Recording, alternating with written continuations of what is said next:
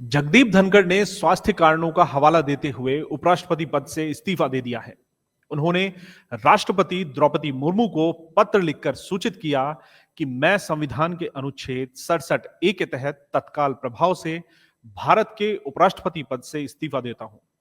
इस्तीफे के बाद भी धनखड़ को सरकारी नियमों के अनुसार तयशुदा पेंशन और सुविधाएं मिलती रहेंगी।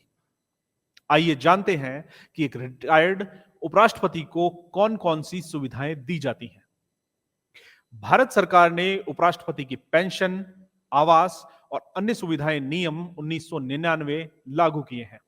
इसके अंतर्गत सेवानिवृत्त उपराष्ट्रपति को कई विशेष सरकारी सुविधाएं मिलती हैं।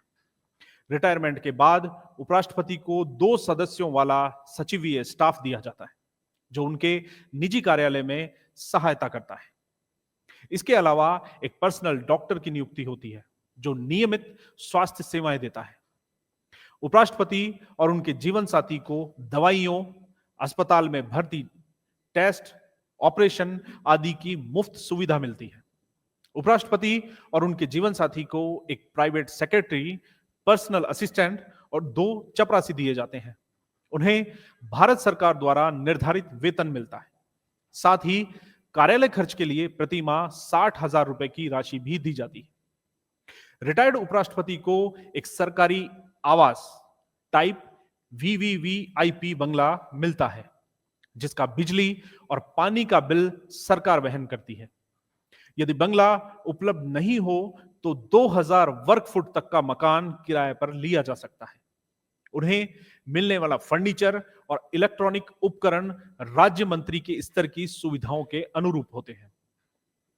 रिटायर्ड उपराष्ट्रपति को 2 टेलीफोन की सुविधा मिलती है, जिसमें मुफ्त कॉलिंग सेवा संसद सदस्यों के बराबर होती है।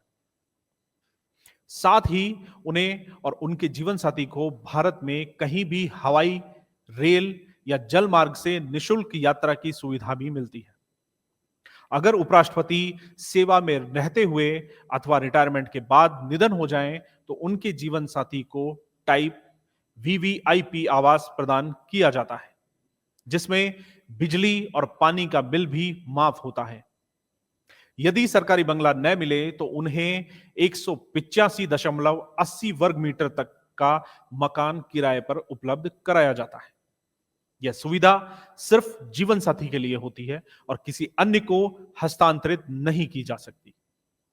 उपराष्ट्रपति और उनके जीवन साथी को जीवन भर मुफ्त इलाज, दवाइयां, टेस्ट, यहां तक कि 24 घंटे का पर्सनल डॉक्टर तक उपलब्ध रहता है।